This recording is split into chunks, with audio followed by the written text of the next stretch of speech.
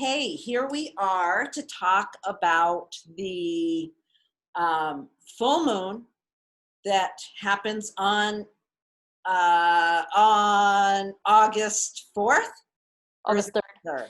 August 3rd. Okay, thanks, Jenny. Yeah. So what we're talking about here is I'm going to share the chart. I'm going to pull up the chart right away. And we're talking about the full moon. And this is the full moon of the exact moment is at 11:58 a.m. on August 3rd. So, when we think about the full moon, we're thinking about the whole cycle, the lunar cycle, which begins at the new moon. The new moon happened on July 20th, and that new moon was in Cancer. Now, that's the beginning of a cycle. That's when you plant a seed that's going to grow over the course of the next 4 weeks. And we can look at these cycles in the smaller context of the 28-day cycle, 28-day lunar cycle, or we can think of it as the bigger picture of the 6-month cycle, which would bring us back to the new moon in Aquarius. What was the date of that, Jenny? Oh, it was January 24th. Okay. So think about that date. Yeah, think about that date. We'll come back and talk about it a little more. But so there are really 2 different cycles that we're looking at when we look at these phases of the moon. And I also want to point out that, the new moon started on July 20th. That was in Cancer, and that's when you plant a seed. The next step on the cycle itself comes at the first quarter moon, which was July 27th. So you can think of that as the time you really have to take action on the seed that was planted at the new moon. And then at the full moon that we're talking about now is kind of comes the full illumination of what began then 2 weeks ago. And this is the full moon in Aquarius. In another week, we'll come to the third quarter moon, which is when you start releasing the process that has been building and now illuminating, and then we'll start breaking down to prepare for the next new moon. So that's where we're at. We're at this point at the full moon of the full Aquarius moon. Do we want to immediately talk about the longer cycle of that new moon in Aquarius? Or do we want to talk about the moon in Aquarius right now first? I would just say hold in your mind the idea that this is both this shorter cycle and this 6-month cycle. Okay. And when we get to the part where you reflect more on where this is impacting your chart individually, all of you listeners, that's a good time to think back and we can discuss that then. Does that work? Yeah, that makes sense. Okay. So I guess, there's a few things we want to make sure you're thinking about. First of all, the new moon that began this cycle was in Cancer. So you're going to want to find what house Cancer is in your own chart. That's where the seed was planted. And now at the new moon, we're going to look at the houses of Leo and Aquarius, that polarity between those two in terms of, how you're thinking about this impacting your personal life. Now, the moon in Aquarius. You want to talk a little bit about the moon in Aquarius, Jenny? So one other thing I want to add about the cycles idea too is that when we're at the full moon phase, if you're likening this cycle to plant cycle, the full moon phase would be when you see the flower. So the flower bursts open on the vine. That's what you're looking at with the full moon, just to kind of have another comparison.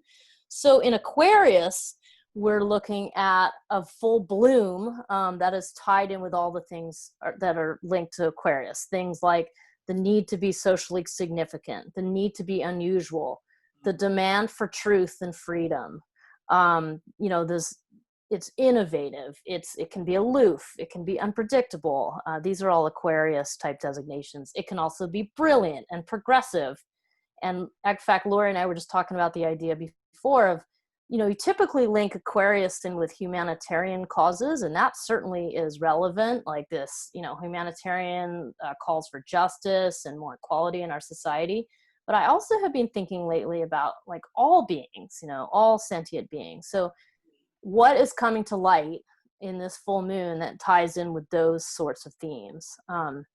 So that's kind of what came up for me. I love that. I love thinking about it not just as humans, but all sentient beings. I mean, that just fills out something that felt lacking. I'm really glad. Yeah. And just like understanding, like, we're all here on this planet together. So that's part of what shows up for me. And Aquarius is so cool. I mean, Aquarius is just like this, the scientist, the reformer, the innovator, the rebel, the revolutionary. I mean, there's a lot of different designations that I think we could describe in society right now that are showing up. Yeah. I always think of Aquarius as brilliance, genius, and not like the smartest,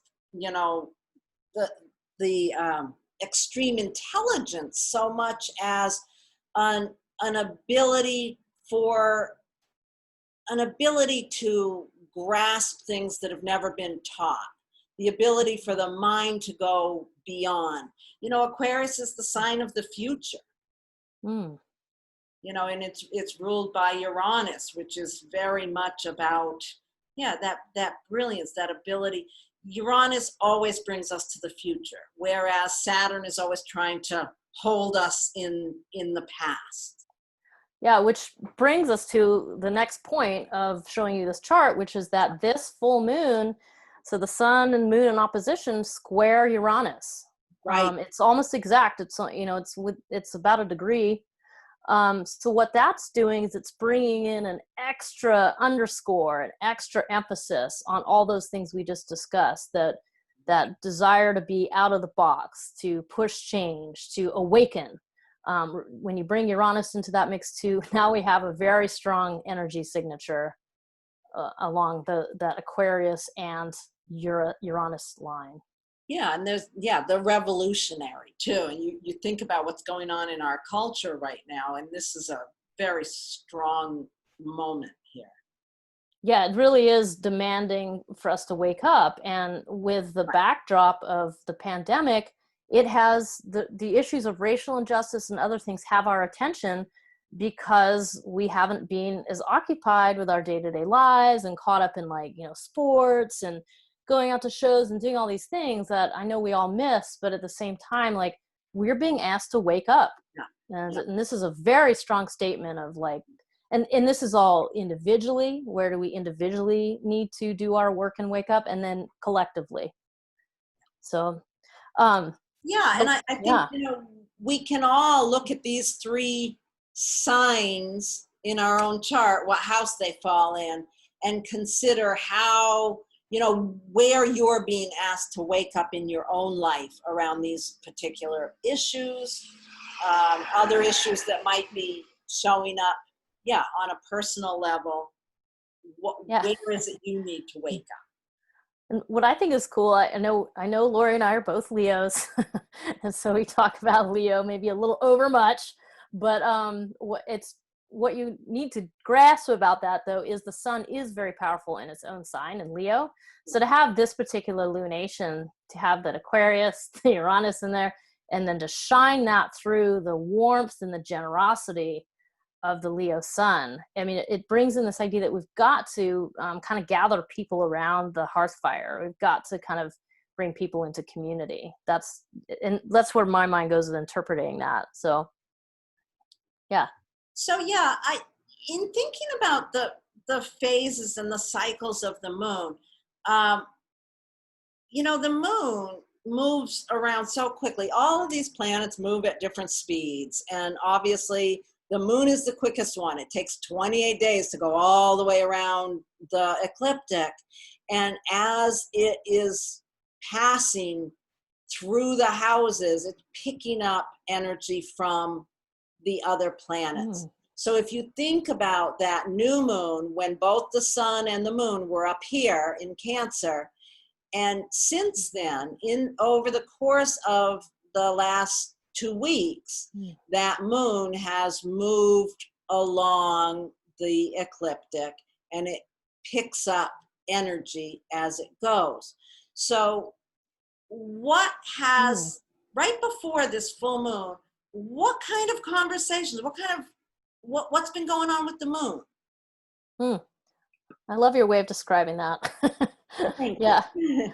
I mean, so the moon had to kind of ring all those bells of the Jupiter, the Pluto, and the Saturn, all retrograde, all in Capricorn. So it had to make its way through that wall of, I don't know, tradition, conservatism, like old values, and it had to go through all of that first and kind of soak in those meanings before and then it went void, right?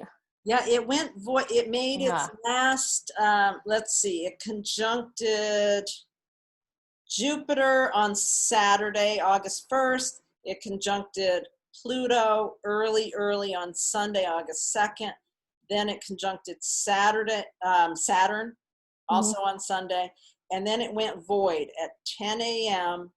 After it passed Saturn. It went void from 10 a.m. till 2:11 p.m. when it escaped from all that heavy. I love that you called it a wall, because I think of the moon. The moon's plugging along, and it sees this wall of heavy, intense Capricorn planets that really right now represent so much of what we as a culture are in the middle of. And the moon's like, okay, I've got to brace myself and get through this. Yeah, There's totally. definitely some difficulties in that weekend, right before this full moon. There's some challenges as the moon struggles to get through that path. And then it breaks out into Aquarius, like, phew. Well, yeah, totally. And I love that because I remember how we talked about that thing where like Saturn's everything that's inside the wall, and then Aquarius is like what's on the other side of the wall. So it's like the moon like had to bust through that. No wonder it needed like a spa day. It needed to like chill out and have a void. Right. And then it, went into Aquarius. Right. And then, after it goes into Aquarius, the very first thing it touches off after it enters Aquarius is on Monday morning, when it makes that exact square to Uranus, followed right away by the exact opposition to the sun. So it's like, okay, it gets through that difficulty, and then it's like in revolution mode or innovation mode. It's time to shake things up and wake up. Yeah. And then that full illumination, that full blossoming of the flower comes. Yeah, and I think what's so cool, I always think this about the moon, but that full moon, I mean, unless you're having a really stormy day, like you're going to see it. If you go outside, it's hey, it's really prominent. Yeah. So it's cool. Yeah. What else did you also brought up the idea too, that it's kind of a loose trine, but that Mars, Mars in its own sign. So Mars is very strong in Aries. And it's a little bit of a loose trine, but it's trying the sun in its own. Yeah. But I think it's close enough. I mean, it's close enough. It's a sign-based trine for sure. And what's that doing? I can feel that trine right now, even. So. And part of that is because I'm quite sensitive to fire sign energies. But I can feel that just in. There's a lot of energy to take action. Didn't that just light up your Aries moon there, Laurie? Oh, yeah. Yeah. I mean, my chart is very lit up between Mars and the sun right now.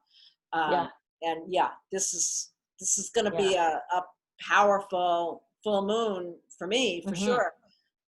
Me too. That sign-based, that fire, it's just, we can all feel that, I'm sure, to some extent. Just there's a lot of energy to get things done. Yeah. Maybe that's why I picked 9 gallons of blueberries over the last few days. I think so. For your kombucha. Right, exactly. The other thing I wanted to mention about this chart too is just if you look at the top of the chart there, you see Venus exactly conjunct the North Node. Oh, yes. So Wow. when I see that, I just immediately thought, okay, well, this is also Venus is the planet of harmony, of bringing things into balance. And in Gemini, it's going to talk about it. So it's been in Gemini a while. We had that whole retrograde cycle. So there's been a lot of questions around what we value, how we communicate what we value, like how we weight things in communication. And having this Venus be there, the North Node, just sort of suggests there's different ways to interpret the North Node, but I'm just thinking in terms of like the purpose. If you're just thinking about it, a purpose in this chart, I see the purpose is to, in your relationships, communicate with the idea of harmony as your highest goal. And I don't mean fake harmony. I mean really trying to listen and interact in a way that is holding balance in mind. That's kind of what I thought of. I like that. And I know it's not, we don't have this where you can see it anywhere, but also that Venus is in a semi-square to the sun. These are minor aspects, but nonetheless, it's still an exact aspect. It's in a semi-square to the sun, and it's in the sesquiquadrate with the moon. So it is, I'm only saying that to let you know it is participating. It's not just disconnected, it's participating in this full moon. Interesting. I hadn't seen that. I cheated. I looked ahead of time. So, but anyway. Yeah, I don't look at minor aspects very much, but they, not because they're not important, but because there's so much to look at. Exactly. I was like, oh, but and cool. It's also interesting. I don't know. I just noticed the fact that at the moment of the full moon, Mercury is exactly conjunct the midheaven. Yeah. And Mercury ruling that Gemini, there just might be some suggestion of having some woke conversation in the world. I don't know. Well, also, this is the Eastern Standard Time chart, so we are in the area of Washington, D.C. You are on that bigger scale of like this is the chart for most of the East Coast. This is not going to be the chart for other folks with that midheaven, but it doesn't matter because there's a prominent power center falling into that. So so the fact that Mercury is there, and we cannot negate the fact that Mercury is opposite Saturn at 5 o'clock that same afternoon. Wow. Yes, there may be some woke conversations going on, but boy, that gathering of it's going to hit the wall. I mean, I could say something that might not be appropriate for our video, but yeah, it's that wall that Saturn, that the moon was having to plow through to get on the other side, is now trying to stop that voice of that woke conversation. Well, that's interesting. And boy, it's really hard not to say, just, Saturn and Capricorn, we are talking about very patriarchal society that would be living in a long time. And Mercury's up there in the moon sign, which is Cancer, of voicing some of the feminine concerns, which I think ties in with the Venus Gemini bit too. Oh, yeah. Just voicing those concerns. And it's kind of saying like, look, it's been this way for a long time. Things need to shift. I mean, there's so much about this chart, I think, that is asking those questions, asking us the hard questions about what needs to shift in our society. Yeah, it's so interesting. And, yes, it's not the same setup in other time zones, but like you said, the ascendant is ruled by that Venus. Oh, yeah. Libra rising, the ascendant. Yeah. So that really heightens the importance of that. Oh, I think that's lovely. So have we covered everything? Yeah, I think the last thing is just that, to touch back in on that 6-month cycle, which I think is probably the most useful when thinking about your own chart. So I think that the other piece is, I hope some of you have your charts open and that you've taken a look at where you have Leo, where you have Aquarius, and where is that showing up in your chart. I would say for the 6-month cycle, so again, January 24th we had the new moon in Aquarius. So that's that bigger cycle giving us 6 months to kind of see what comes to fruition. And what happened for me this morning is I opened up, I think I get the National Geographic, like little email blurb. And it had a thing about reminding us about the fires in Australia, because around that January 24th time was when those fires were raging, and it was very catastrophic. I mean, it's really rough. And so just having this little reminder of like, oh yeah, like this crazy thing happened, and then we got swept up in the pandemic. So that was kind of, I was like, oh, so it kind of came back into full light. I hope it does, in the sense that it gets some more attention and help that's needed, how it's impacted the animal populations and so on. But right. That's really interesting. And of Yeah. course, COVID was starting to. Right. Of course, Yeah. that period of time was right around the same period of time as Saturn and Pluto made their Yeah. conjunction, which really has set up the situation that we're all in. Yeah. So Where does it fall in your chart, Laurie? Did you? the moon, at opposition, the sun moon, 12th to 6th Okay. Yeah. to 9th. 12th to 6th to 9th. So that's the learning. That's part of the learning axis, isn't it? It's like the ninth house of wisdom, the 6th house of your day-to-day practices, all the things you do in astrology, and that 12th house behind the scenes, Leo sun, shining like a dynamo. Yeah.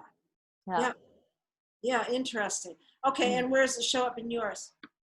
I have Leo in the 2nd house, and I got Aquarius in the 8th. So it's just this balance of like other people's values, or I feel like I'm putting more of my stuff out there and doing these videos with you, and kind of just being willing to drop myself in the stew of other people's opinions and viewpoints, and holding fast to my own self-worth, basically, and investing energy into that. And then the Uranus is in your 11th house? Yeah, it's in the 11th. So that's also, so that brings in like, groups, showing up in the groups and in the community. Yep, the community. Okay. Allowing the community to change me, perhaps. Allowing the community to wake you up. Yeah. So think about that for yourselves, and like where else, what you might get out of that, and what house it falls in. Yeah, that's really interesting. And just a little bit of information for all of you that might be listening to this.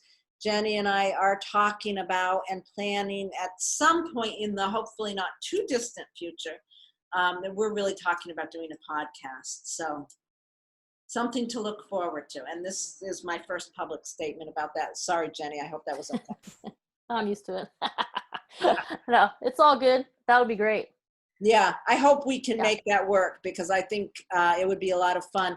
And I hope you're getting stuff out of these videos. Any kind of feedback is greatly appreciated. At this point in time, the new moon and the full moon videos are only going on Patreon. And okay, so where can people find you, Jennie? They can find me at hiddenpathastrology.com. That's my website. So come visit me, sign up for consultation. Okay. So you do consultations for people? I do consultations and all manner of astrology things. Okay. Good. Very good. Okay. And you can find me at astrolore.org. And I do consultations too. And reach out. Thank you. Thank you all. Thank you, Jennie. Let me stop this share, if I can figure out how to do that. And I'm having a hard time getting out of this. Okay.